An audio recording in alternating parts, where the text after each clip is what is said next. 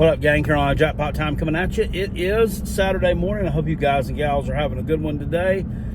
This video is going to feature several different topics, but the main point, or the main premise of me making this video today, I should say, is I'm going to rank South Carolina's opponents in 2024 from 12 all the way down to number 1. So we're going to go easiest all the way down to the most difficult game on the schedule.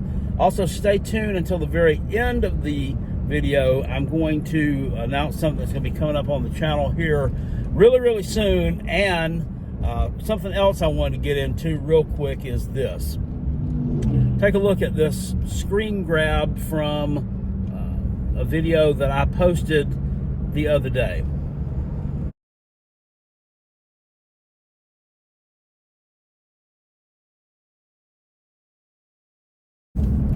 That comment was left on my video that I did in response to Sports Talk Jay's little shenanigans with the whole South Carolina as a developmental team, blah, blah, blah, and where he cited some factual information that was pertinent in 2022, using that as a jumping off point to say, well, South Carolina has landed a couple of 5 stars the last couple of years, so they're both going to transfer out too because these guys did it 3 years ago.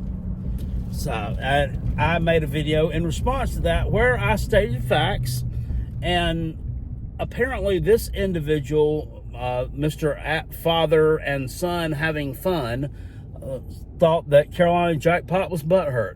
Well, if you want to think that, that's fine. I simply got on here and offered a rebuttal. If I was butthurt, I would say, no, they're not. No, they're not. Tennessee sucks. It's been doing 63-38. No, I laid out an educated response, which I actually researched and pulled facts. So, and he also says in there, and I'm paraphrasing because I'm not looking at that comment right now, something about if you really want to grow your channel, just drop the drama. Well, how about this? I'm not going to change the way that I run my channel for you or anyone else. This channel has been growing since day one, okay? Every time I look at how many subscribers we have, it's in the plus. So it may be growing slowly, but it's growing over time. And he goes on to say that, I enjoyed your personality in your videos, but it just became too much. Okay, well, Father, I guess go have fun with your son, or maybe you're the son. In that case, go have fun with your dad. So this is not an airport. You don't have to announce that you're leaving. It's not a bathroom either. You don't have to tell somebody that you're done. So with that being said, I offer you up the snowman. Now, if you don't know what the snowman is, Google it. So getting into the 2024 schedule and who South Carolina's got on there. And this is an idea I saw the other day that a Georgia Bulldog YouTube channel did. And I thought, why not do this for the Gamecocks? So the number 12, the easiest game on the schedule, I feel like, is the matchup on November 23rd against Wofford. I would rate that as the easiest game on the schedule. Wofford is an FCS team that's just not very good. Now, they have been good in years past, but that program, I mean, they changed coaches, and I think they won 1 game last year, which happened to be against Furman, which was a really good team. That was a very strange there indeed. I remember that, in fact, because I had taken Furman to cover the spread in that game as part of a parlay, and it really pissed me off when Wofford covered the spread. A lot of people also don't think that you can bet FCS games. You actually can. And sometimes you can do well there because there's not as much, you don't, I tend to like overthink those as much. I mean, it's just kind of like, you look at facts. Most of the time we don't have a dog in the hunt on those games. So you can sometimes make money off that. The number 11 game on the schedule, second easiest, would be the September 21st game against Akron. Not a very good team. Coached by Joe Moorhead, formerly of Mississippi State. I think they finished at or at the bottom of the MAC last year, and they're predicted to finish at or near the bottom of the MAC again this year. The 10th easiest game I'm slating is Old Dominion in the opener, and the only them and Akron, both of them are not very good teams, but I'm just placing this one at number 10 simply because it is the opener. And I've read a little bit on Old Dominion. They're actually returning their quarterback, running back, and they have a really, really good linebacker as well.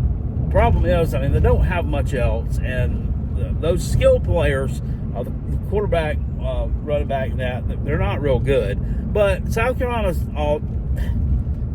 has a tendency to not do very well in openers. So I'm just putting that as my 10th most difficult game. Number 9 is going to be Vanderbilt. I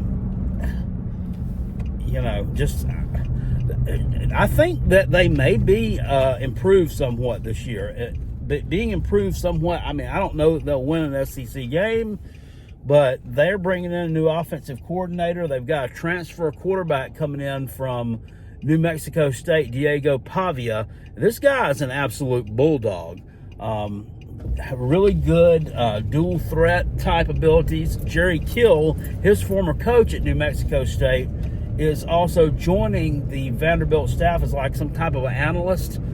He had to retire from actual head coaching due to some health problems, which he had some health problems some years back. That guy's had it kind of rough, but he's pretty good. So I still think that's the 9th easiest game, because when you look at the rest of the schedule, there's really no way that you can put that anywhere but the 9th easiest. The 8th easiest, this is going to upset some people that watch the channel, but I don't care. Texas A&M, I'm putting them at number 8. I don't know that I'm sold on your roster. I think that you guys, you got the head coach you wanted. I don't know necessarily that was the head coach you needed. I'm sorry, I just don't know. I don't know. I don't know how impressed I am with this guy. We'll see. He had a good season last year with a really good quarterback there at Duke and Riley Leonard. Had a win over Clemson. I mean, got Duke to a bowl game in 2 consecutive years. Really turned that program around pretty quickly. So, defensive-minded head coach. But I still put Texas A&M at number 8. This is later on in the season. South Carolina should know what they are by this point. Number 7, I am going to plug the game at home against LSU in week 3. And they're also probably upset a few people. Look, I'm not that impressed with LSU either. LSU, to me, has been a program outside of 2019. They just seem to always fall short of expectations. Okay, and once again, this is not really a trash talking session. I'm not talking trash about these teams, but they do. They fall short of expectations. Last year, they were expected to be really, really good. Defense couldn't stop a nosebleed. This year, they brought in Blake Baker from Mizzou. They brought in a defensive line coach from, I think, Texas, who's supposed to be really good. I don't know if that's going to make all the difference in the world or not. We'll see. They've got good athletes on both sides of the ball.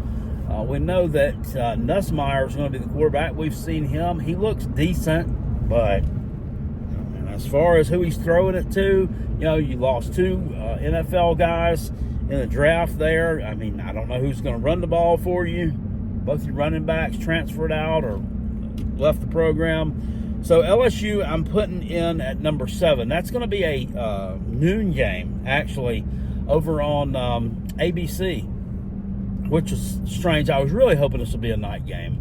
And me saying that they're the 7th toughest, that's not me making any kind of prediction as to where I think South Carolina will beat them or not. But I think it's definitely possible. People are going to be all in the comment section. You're not beating LSU. It'll beat you by 35 points. Okay, well, we'll see. Coming in at number 6, the 6th most toughest, is our game on the road on November 30th against the Clemson Taters. That'll probably have them a bit upset as well. It's a team that we're familiar with. got a really, really good defense. I mean, that's a given every year, right?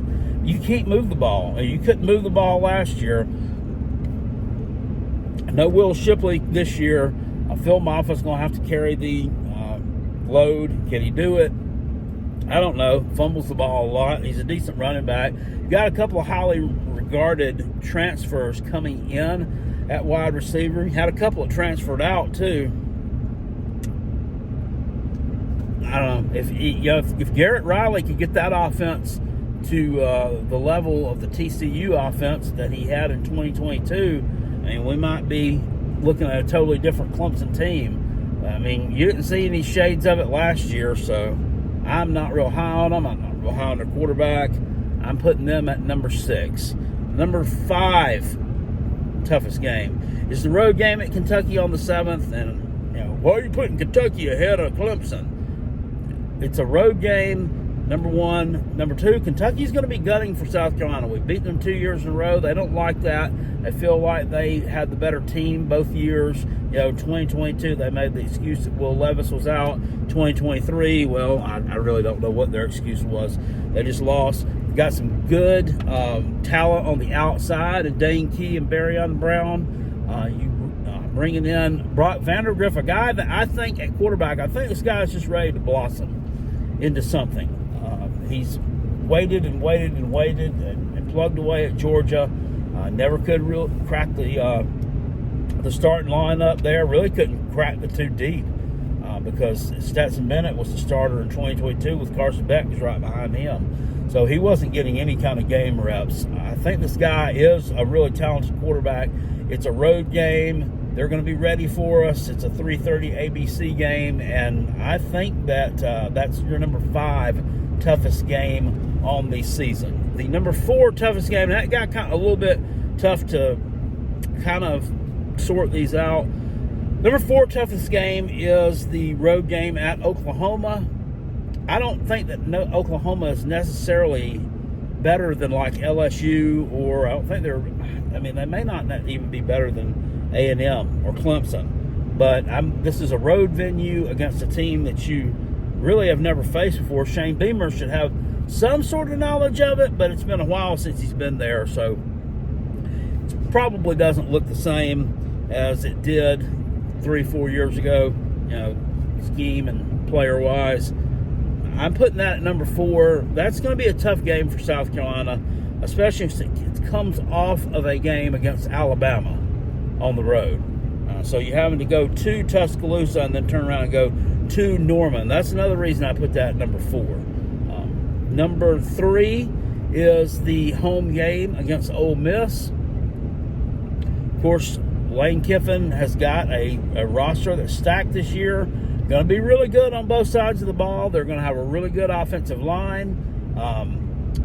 Skill position-wise, Jackson Dart is one of the better quarterbacks in the SEC. He can make it happen with his legs. He can make it happen through the air. They've got some decent wide receivers. They've brought in some good guys through the transfer portal. And Lane Kiffin's just a really good offensive mind. That's going to be a tough game for South Carolina. Ole Miss should be in the college football playoff. They're going to stub their toe a couple of times, but the rest of their schedule, including the game at Carolina, in their mind anyway, is going to be fairly easy. I'm interested to see when that game is. That won't be announced probably until a few weeks before. But it's kind of strange. They're really coming out with these game times. They're announcing things a lot earlier this year, or maybe I'm just imagining that. We're here on June the 1st, and they've already got week 1 and week 2 pretty much set. And they've got like the Georgia-Alabama game. They've already got a time slot for it.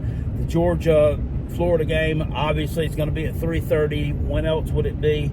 I'd like to see that game played at night. I mean, I would just love to see a change up.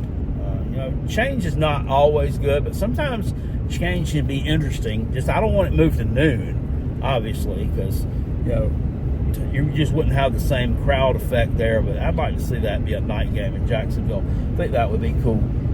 Coming in at number 2 is the home game against Mizzou. I think Mizzou's going to be really good this year. I think that you could flip-flop them and then Ole Miss very easily. Everybody is just raving about the fact that they lost their running back, Cody Schrader, and that's why they're not going to be any good in 2024. They're going to only win 7 games. Have fun going 6-6. Just seeing all dumb things on the internet. Of course, if you see it on the internet, 9 times out of 10 it is dumb. They were bringing in Marcus Carroll from Georgia State as running back. This guy's like a bowling ball. He's going to be really good for them. He might even be better than Cody Schrader. And Luther Burden and Brady Cook, both those guys are going to play in the NFL. Burden's going to be a really high draft pick. And then they've got 2 other wide receivers there in Mookie Cooper and Theo Weiss, who would probably be the wide receiver 1 on a lot of teams out there. Mizzou did lose some pieces on defense, especially in that defensive back end, to the NFL. But the thing is, their schedule it's kind of light.